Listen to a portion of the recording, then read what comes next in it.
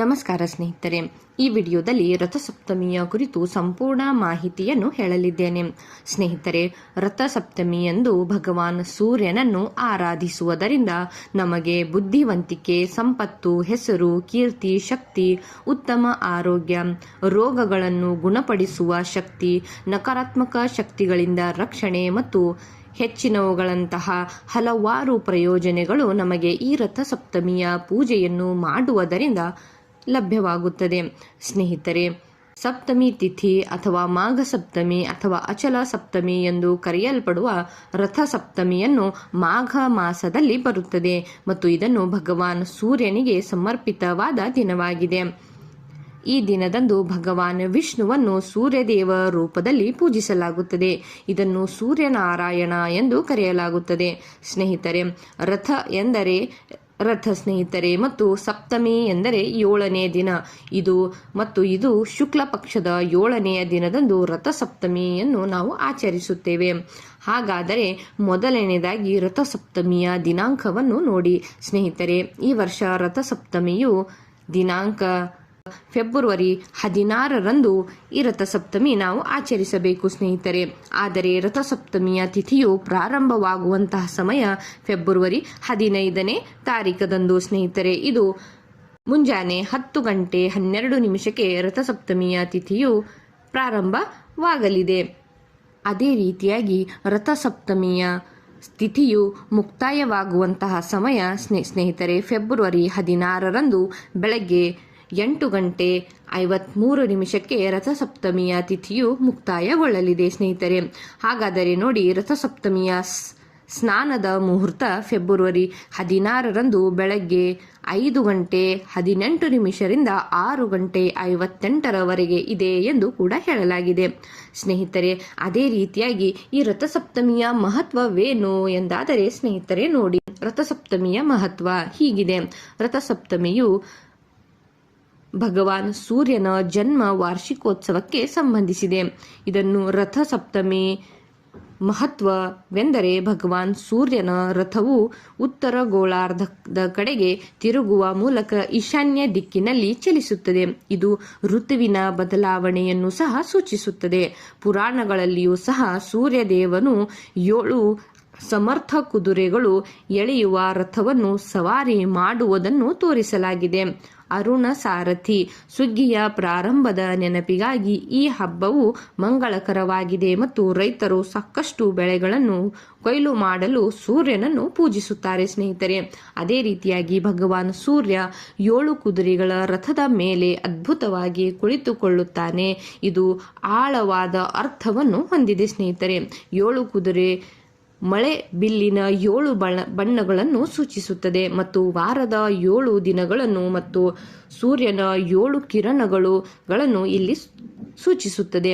ಅದೇ ರೀತಿಯಾಗಿ ದೇಹದ ಮುಖ್ಯ ಚಕ್ರಗಳಿಗೆ ಸಂಬಂಧ ಕೂಡ ಹೊಂದಿದೆ ಸ್ನೇಹಿತರೆ. ಅದೇ ರೀತಿಯಾಗಿ ರಥದ 7 ಕುದುರೆಗಳು ಮನಸ್ಸನ್ನು ಸಂಕೇತಿಸುತ್ತವೆ. ಅದನ್ನು ನಾವೇ ನಿಯಂತ್ರಿಸಬೇಕು ಎಂದು ಕೂಡ ಹೇಳುತ್ತಾರೆ ಸ್ನೇಹಿತರೆ.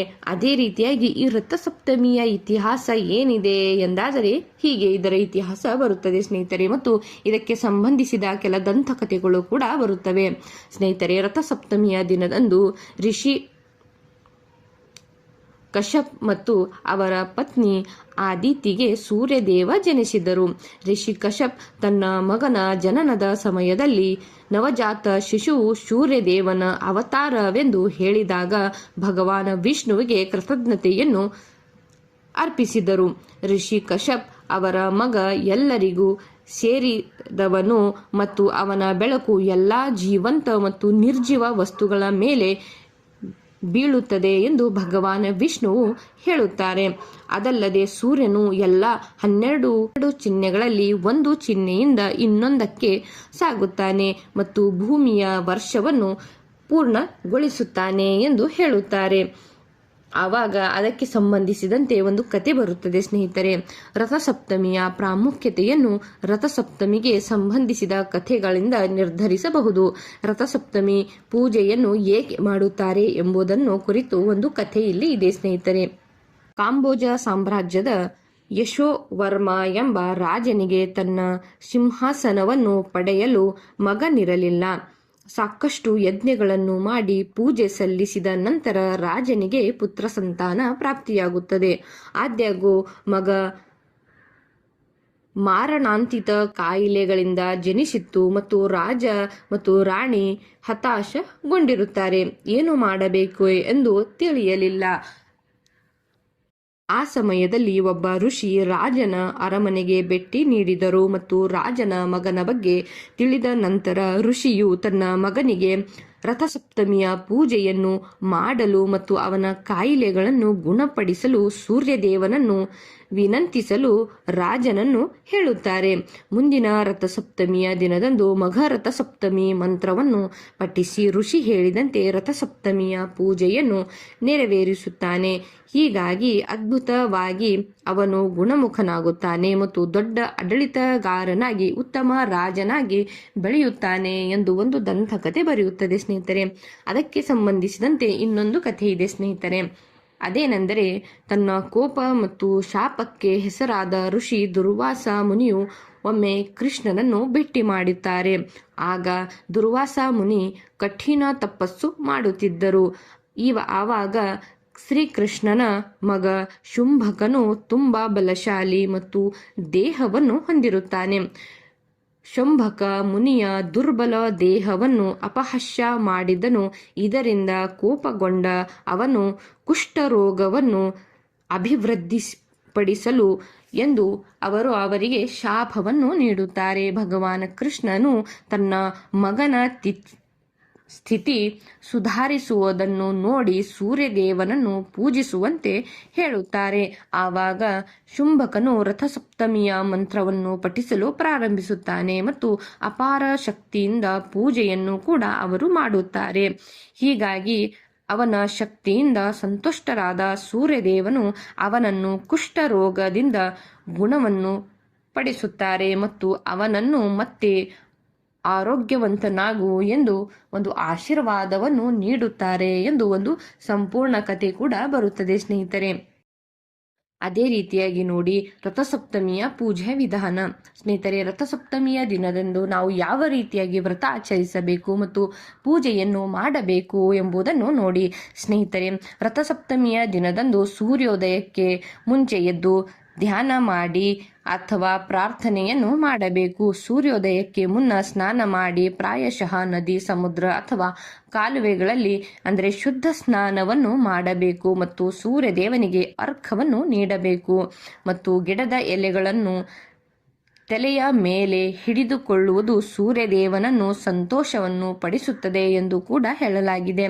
ಹೀಗಾಗಿ ನೀವು ಅರ್ಘ್ಯ ಎಲೆಯನ್ನು ತಲೆಯ ಮೇಲೆ ಇರಿಸಬಹುದು ಮತ್ತು ಸೂರ್ಯದೇವರಾದ ನಂತರ ತುಪ್ಪದ ದೀಪವನ್ನು ಬೆಳಗಿಸಿ ಮತ್ತು ಮಂತ್ರಗಳನ್ನು ಪಠಿಸುವಾಗ ಕೆಂಪು ಹೂವುಗಳನ್ನು, ಅರಸಿನ ಪುಡಿ, ಕುಂಕುಮ, ಜಾನ್ವೆ, ಬೆಲ್ಲ ಮತ್ತು ಇತರ ಪೂಜಾ ಸಾಮಗ್ರಿಗಳನ್ನು ಸೂರ್ಯನಿಗೆ ಅರ್ಪಿಸಬೇಕು. ಸೂರ್ಯನನ್ನು ನಮಸ್ಕಾರವನ್ನು ಮಾಡಬೇಕು. ನಮಸ್ಕರಿಸುವುದರ ಮೂಲಕ ಸೂರ್ಯದೇವನಿಗೆ ಮನಃಪೂರ್ವಕವಾಗಿ ಪ್ರಾರ್ಥಿಸಬೇಕು ಮತ್ತು ಈ ದಿನ ನಿರ್ಗತಿಕರಿಗೆ ದಾನವನ್ನು ಕೂಡ ಮಾಡಬೇಕು ಎಂದು ಒಂದು ಪೂಜೆಯ ಬಗ್ಗೆ ಇಲ್ಲಿ ಹೇಳಲಾಗಿದೆ ಸ್ನೇಹಿತರೆ. ಅದಲ್ಲದೆ ನಾವು ಯಾಕೆ ಈ ರಥಸಪ್ತಮಿಯನ್ನು ಆಚರಿಸಬೇಕು, ಇದರ ಪ್ರಯೋಜನಗಳು ಏನು ಎಂದಾದರೆ ನೋಡಿ ಸ್ನೇಹಿತರೆ, ರಥಸಪ್ತಮಿಯ ಪೂಜೆಯನ್ನು ಸಂಪೂರ್ಣ ಭಕ್ತಿಯಿಂದ ಮಾಡುವ ಭಕ್ತರು ಅನೇಕ ಪ್ರಯೋಜನಗಳನ್ನು ಪಡೆದುಕೊಳ್ಳುತ್ತಾರೆ. ಅದರಲ್ಲಿ ಮೊದಲನೆಯದು ನೋಡಿ ಸ್ನೇಹಿತರೆ, ಇದು ವ್ಯಕ್ತಿಯ ಮಾನಸಿಕ, ದೈಹಿಕ ಮತ್ತು ಭಾವನಾತ್ಮಕ ಆರೋಗ್ಯಕ್ಕೆ ಪ್ರಯೋಜನೆಯನ್ನು ನೀಡುತ್ತದೆ. ಅದೇ ರೀತಿಯಾಗಿ ಮಗನನ್ನು ಹೊಂದಲು ಬಯಸುವ ದಂಪತಿಗಳಿಗೆ ಇದು ಅನುಕೂಲವಾಗುತ್ತದೆ. ಯಾವುದೇ ರೀತಿಯ ರೋಗಗಳು ಮತ್ತು ಕಾಯಿಲೆಗಳನ್ನು, ಮುಖ್ಯವಾಗಿ ಕಣ್ಣು ಅಥವಾ ಚರ್ಮದ ಸಮಸ್ಯೆಗಳನ್ನು ಗುಣಪಡಿಸುತ್ತದೆ. ಇದು ರೋಗ ನಿರೋಧಕ ಶಕ್ತಿಯನ್ನು ಹೆಚ್ಚಿಸುವ ಮತ್ತು ರಕ್ತ ಪರಿಚಲನೆಯನ್ನು ಹೆಚ್ಚಿಸುವ ಮೂಲಕ ಉತ್ತಮ ಆರೋಗ್ಯವನ್ನು ನೀಡುತ್ತದೆ. ಭಕ್ತರಿಗೆ ಆತ್ಮವಿಶ್ವಾಸ, ಶಕ್ತಿ ಮತ್ತು ಶಕ್ತಿಯನ್ನು ನೀಡುವುದರ ಮೂಲಕ ಕ್ರಿಯಾತ್ಮಕ ವ್ಯಕ್ತಿತ್ವವನ್ನು ಕೂಡ ನೀಡುತ್ತದೆ. ನಮ್ಮ ಜನ್ಮ ಮತ್ತು ಹಿಂದಿನ ಪಾಪಗಳನ್ನು ಕರಗಿಸಿ ಈ ಪೂಜೆಯನ್ನು ಮಾಡುವುದರಿಂದ ಆತ್ಮವನ್ನು ಜೀವನ ಮತ್ತು ಮರಣ ಚಕ್ರದಿಂದ ನಾವು ಮುಕ್ತಿಯನ್ನು ಕೂಡ ಗೊಳಿಸಬಹುದು ಎಂದು ಹೇಳಲಾಗಿದೆ. ಅದೇ ರೀತಿಯಾಗಿ ಯಶಸ್ಸು, ಬುದ್ಧಿವಂತಿಕೆ, ಹೆಸರು, ಕೀರ್ತಿ, ಸಂಪತ್ತು ಈ ಎಲ್ಲ ಗುಣಗಳು ನಮ್ಮಲ್ಲಿ ಬರುತ್ತವೆ ಸ್ನೇಹಿತರೆ. ಈ ಒಂದು ರಥಸಪ್ತಮಿಯ ಪೂಜೆಯನ್ನು ಮಾಡುವುದರಿಂದ ಅಪಾರ ಪ್ರಯೋಜನಗಳು ನಾವು ಪಡೆದುಕೊಳ್ಳಬಹುದು ಸ್ನೇಹಿತರೆ. ಅದೇ ರೀತಿಯಾಗಿ ನೋಡಿ, ಶಾಂತಿಯನ್ನು ತರುತ್ತದೆ, ಒಬ್ಬರ ಆಧ್ಯಾತ್ಮಿಕ ಪ್ರಯಾಣವನ್ನು ಮುನ್ನಡೆಸಲು ಸಹಾಯ ಮಾಡುತ್ತದೆ. ಅದೇ ರೀತಿಯಾಗಿ ಸ್ಪಷ್ಟತೆಯನ್ನು ನೀಡುತ್ತದೆ ಮತ್ತು ಆತಂಕಗಳನ್ನು ಕಡಿಮೆ ಮಾಡುತ್ತದೆ ಮತ್ತು ನಕಾರಾತ್ಮಕ ಶಕ್ತಿಗಳನ್ನು ಕೂಡ ದೂರವಿರಿಸುತ್ತದೆ ಎಂದು ಹೇಳಲಾಗಿದೆ. ಹೀಗೆ ಈ ರಥಸಪ್ತಮಿಯ ಪೂಜೆಯನ್ನು ಮಾಡುವುದರ ಇಷ್ಟೆಲ್ಲಾ ಪ್ರಯೋಜನಗಳು ಇವೆ ಎಂದು ಹೇಳಲಾಗಿದೆ ಸ್ನೇಹಿತರೆ. ರಥಸಪ್ತಮಿ ಪ್ರಾಮುಖ್ಯತೆಯ ಬಗ್ಗೆ ನಿಮಗೆ ತಿಳಿದಿರುವಂತೆ ಪೂಜೆಯ ಸಿದ್ಧತೆಗಳೊಂದಿಗೆ ಸಿದ್ಧರಾಗಿ ಮತ್ತು ರಥಸಪ್ತಮಿಯ ಮಂತ್ರವನ್ನು ಪಠಿಸಿ. ರಥಸಪ್ತಮಿಯ ದಿನ ಪಠಿಸುವಂತಹ ಮಂತ್ರ ಹೀಗಿದೆ ಸ್ನೇಹಿತರೆ: ಓಂ ಸೂರ್ಯಾಯ ನಮಃ. ಹೀಗೆ ಸಂಪೂರ್ಣ ಭಕ್ತಿಯಿಂದ ಉಪವಾಸವನ್ನು ಆಚರಿಸಿ ಮತ್ತು ರಥಸಪ್ತಮಿಯ ದಿನ ಈ ಒಂದು ಸಣ್ಣ ಮಂತ್ರವನ್ನು ನೀವು ಪಠಿಸುತ್ತಾ ಇರಿ ಸ್ನೇಹಿತರೆ. ಈ ಮಾಹಿತಿ ಇಷ್ಟ ಆಗಿದ್ದಲ್ಲಿ ಚಾನೆಲ್ನ ಸಬ್ಸ್ಕ್ರೈಬ್ ಮಾಡಿಕೊಳ್ಳಿ ಹಾಗೂ ನಿಮ್ಮವರೊಂದಿಗೆ ಶೇರ್ ಕೂಡ ಮಾಡಿ ಸ್ನೇಹಿತರೆ. ಅದೇ ರೀತಿಯಾಗಿ ಸ್ನೇಹಿತರೆ ಒಂದು ಕಮೆಂಟ್ ಮಾಡಿ ತಿಳಿಸಿ ಸ್ನೇಹಿತರೆ ಮಾಹಿತಿ ಹೇಗಿತ್ತು ಎಂಬುದನ್ನು. ಧನ್ಯವಾದ ಸ್ನೇಹಿತರೆ.